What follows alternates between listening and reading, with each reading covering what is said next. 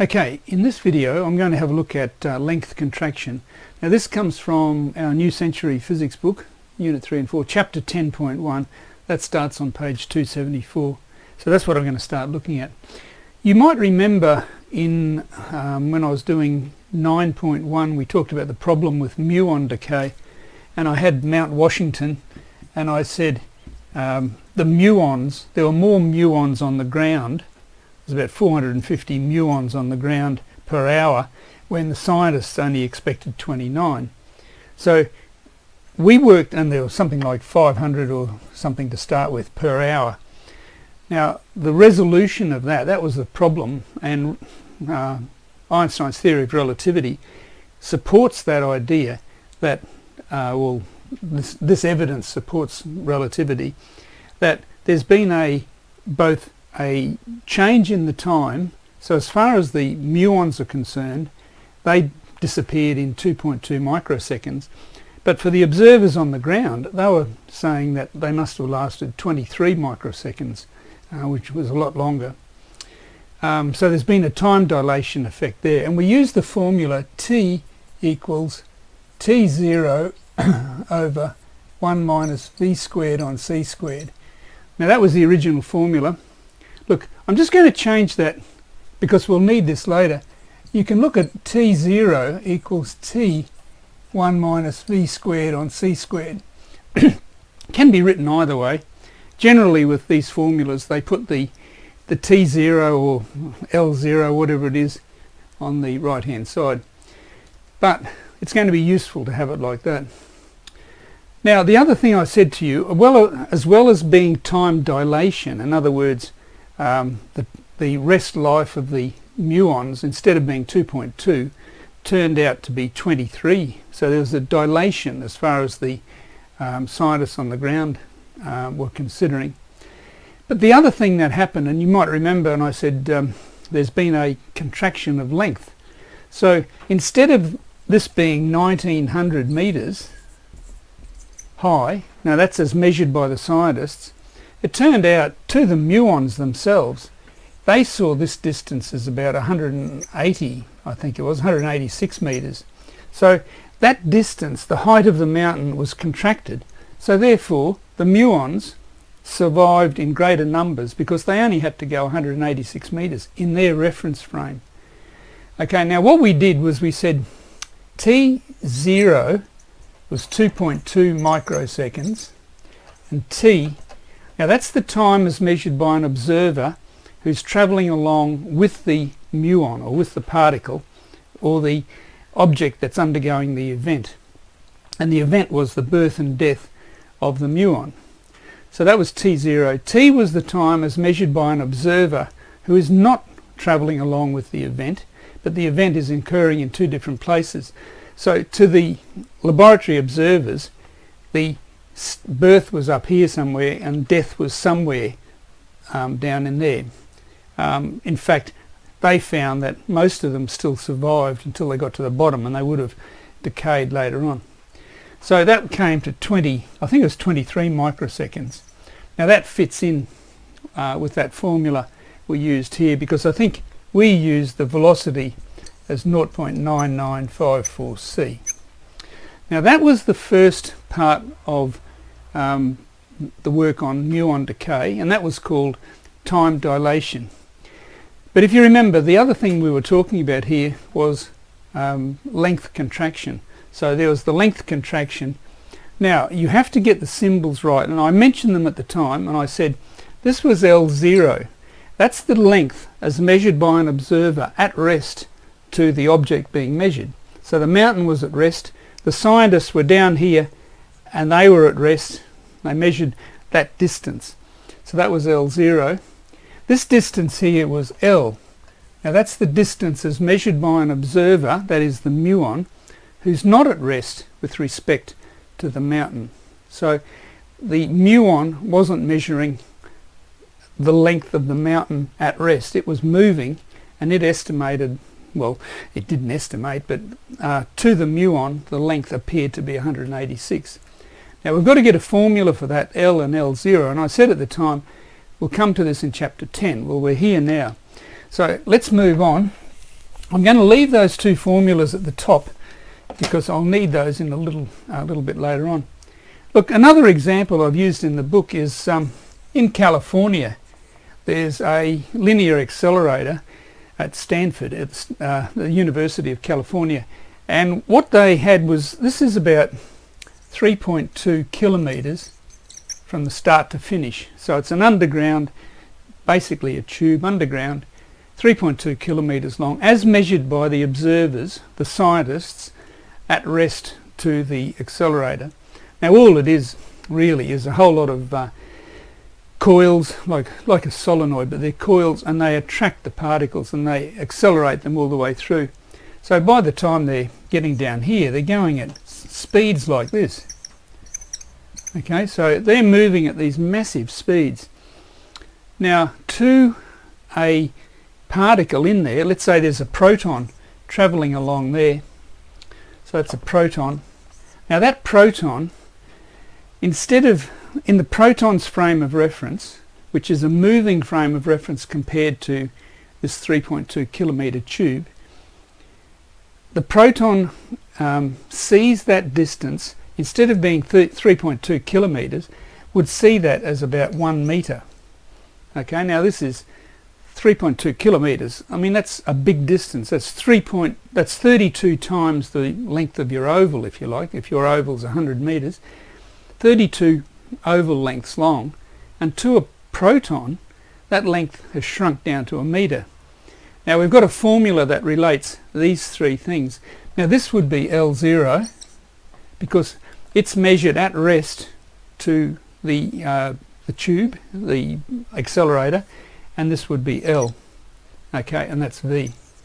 So I've got those three things to do. Okay, let's have a look at the typical examples you'll get. We'll get examples like that to do in the book and on the external exam. Now you're bound to get a length question. You'll get a time question and a length question as far as relativity goes. They could be simple, they could be hard. Now let's look at this. Let's imagine this is Earth and we want to make something that's a long way away. So we're going to talk about space travel. So one of the big parts of relativity is to consider what happens at space travel, in space travel. Now there's a star called Rigel. Now that distance there is about 800 light years. Now as I said before, a light year is the time, or is the distance. It's a distance measure. It's how far light would travel in 800 years. Okay, so if you shone a beam of light from Earth, it'd take 800 years to get to Rigel. Now 800 years is more than anyone's lifetime, of course, so you couldn't have an astronaut leaving Earth travelling to Rigel because of the 800 years. But if you travelled at a high enough speed, now this is L0 by the way, because that's the distance as measured by Earth observers. They can measure that distance, and that planet, that star is at rest with respect to Earth. Well, pretty much you can consider it at rest for the purposes of this, and the distance they would have estimated as 800 light years. Now if you sent a spaceship travelling from there to the where's my spaceship, travelling from Earth to Rigel, if it was going at the speed of light, it would take 800 years. If it was going at half the speed of light, well, you'd think it'd take 1600 years. So space travel would be impossible. But the interesting thing is that something happens to the length. You might remember in those two cases I gave you, when you're moving at high speed relative to a distance, now this could be the same as that linear accelerator I was telling you about. Now that shrunk down to 1 metre if the person was going fast enough, but they had to be going at 0.9 c. And the same with the muons. That 1900 metres shrunk down to about 180 metres for a muon going at 0.9954 c. So once you get up to those really high speeds, these distances shrink quite a lot. Now, if you were travelling that distance and you're going at, say, 0.8 C or something, or no, let's make it higher than that. If you're going at 0.999 C, that distance shrinks down, and the time, instead of taking 800 light years if you're going the speed of light, because of the length contraction, it comes down to about 38.5 years. So that'd be well worth, I mean, that'd be possible for an astronaut. If you're a 20-year-old astronaut, you get to Rigel when you're 58.5, okay, because if you're going at that speed. Now, of course, you can't do that. To get up to those speeds, you need a massive amount of acceleration, and it'd probably kill you. You know, the force on you would kill you. But anyway, in theory, it can be done. So we want to look at this length contraction. Now, the other point I should make is that in terms of time, which one is t and which one is t0? Now, the way you can do it is, like I said before, look, I've got my Earth and Rigel on a little stick here. Now, if you thought we've got the rocket ship, now there's two ways you could look at this. You could look at it like this: the rocket ship takes off, or takes off there and lands on Rigel. The other way you could look at it is this, right? So the rocket ship considers itself to be at rest, and the Earth-Rigel system is moving away from it, or underneath it. Now, in terms of landing, in terms of times, I mean, whether it's dilated time or proper time, you ask how many clocks are needed to measure the time of the travel. Well, the rocket only needs one clock. There's its clock when it takes off, and there's its clock when it lands. It uses the same clock. So one clock, therefore T0. It's at rest to those events. The start and the finish, that's the event. The rocket ship is at rest to that event, that to that. Now, if you go the other way, and you think of it in terms of the Earth observers, they would see the rocket take off and land here. Now, the Earth observers would need a clock on Earth, and they'd have to have a synchronized clock on Rigel. So they would have somehow arranged for a synchronized clock to be sent there to be able to tell when it's landed, okay, to measure the time. So as I said before, two synchronized clocks. We're talking about T, one clock to measure the event, and we're talking about T0.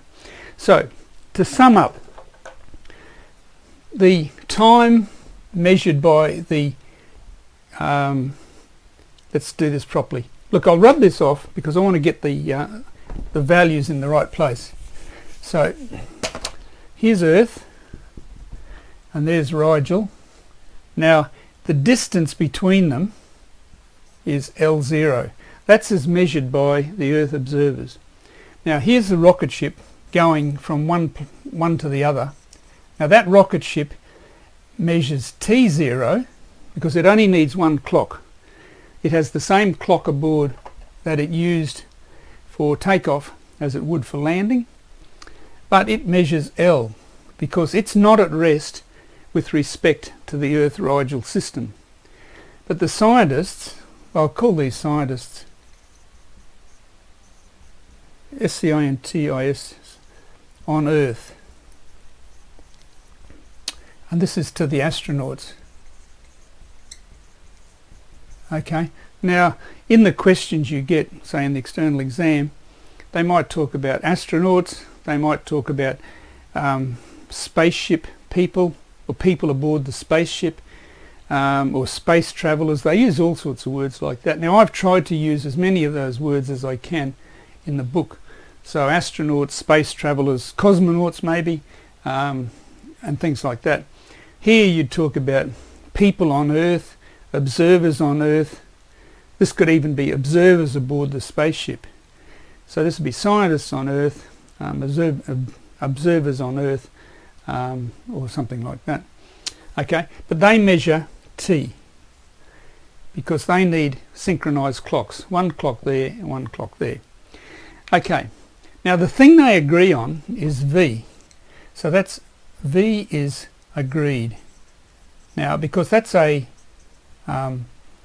it's a relative motion, so it's the difference in speeds between the two of them. So if the astronaut considers themselves to be at rest, they see the Earth Rigel system moving that way at V. The Earth observers see the rocket ship moving that way at V. It's the same V because it's relative, just opposite directions. Now if you look at this formula, you know that V equals S on T, your old kinematics formula.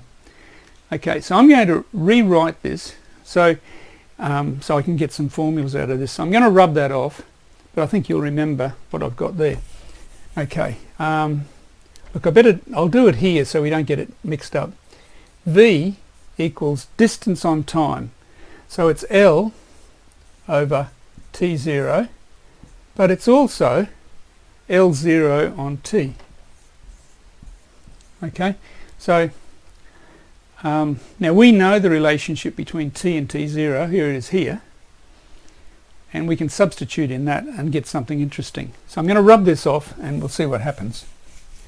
Okay, so what I'll do is I'll make it L equals, now I'll forget about V, we've just got this relationship here, but now that relationship is not written down in the formula book that you'll get for the external exam. The QCAA formula and data book doesn't have that in it because that's something you've derived out of your knowledge of time dilation, length contraction and so on.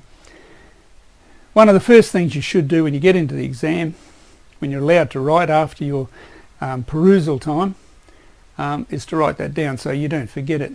You want to make sure the L's are on the top because it's distance on time, but where you've got an ordinary L, you've got a T0, and where you've got a L0, you've got an ordinary T. So whatever you do, don't put the L0s and T0s together because it won't make sense.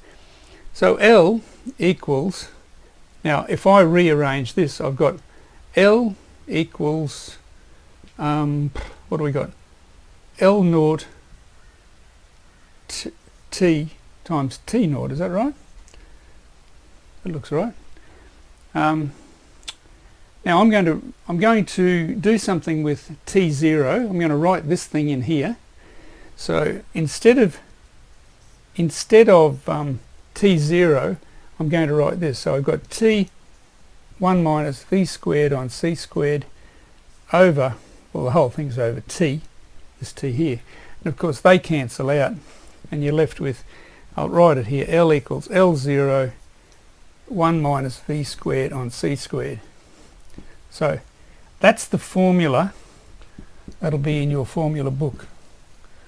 Okay, so that's how you'll see it in the formula book. Just note that it's a bit different to the other formula for time. You'll notice it's the T0 divided by this value here. For length, it's L0 times that value. Okay, I think we should try a question based on this just to see how it works. We could even, well look, I'll start it off. I haven't got, I won't be able to do the calculations now, but you'll get the idea. Okay, I'll use that, and we don't need this anymore. Look, let's just do it for the muon, because that was a good one. We had the muon was travelling at a velocity of 0.9954 c. We knew the length as measured by the observers on the ground, that's L0, was 1900 metres, and I said to calculate L. Okay, now you just substitute into this formula. Now I won't be able to do the whole lot, but if you checked it you'll get the right answer or the same answer. So now I said to you it comes to about 186 metres, something like that, we should check that that makes sense. So L equals L0 1 minus v squared on c squared. Now you might remember I said to you, if the speed is in units of c, you can forget about that. So it equals L0 1 minus v squared. That's with WITH with v in units of c. Now in some, probably in university texts more so than senior physics texts, they often call this v, when it's expressed in units of c, they call that the beta value. Right, so that they say the speed has a beta value of 9954. So basically your formula is 1 minus beta squared. Now I'm not going to do that. I've mentioned it in the sidebar of the physics text, but I'm not going to do. I'm not going to use that because it's not in the syllabus, and I don't want to confuse you. So this would just end up as 1900 times 1 minus 0.9954 squared. Now I can't do that here, but if you do that, it comes to 186 meters or something like that. This number here comes down to point something, so it must be about 0.1, because 0.1 times that is about the right distance. Look, I might leave it at that. I want to talk a little bit more about space travel, but I'll do that in the next video. I'll break this up into 10.1a, and I'll do something special about using light years as a unit of measurement, because there's a couple of traps in that. I was talking about the time to go to Rigel is 800 light years, and what would happen if you're going at 0.5 c, you know, and things like that. So I might show you that in the second video. It'll only be a short one, but we'll leave it there. So that's that. Thank you.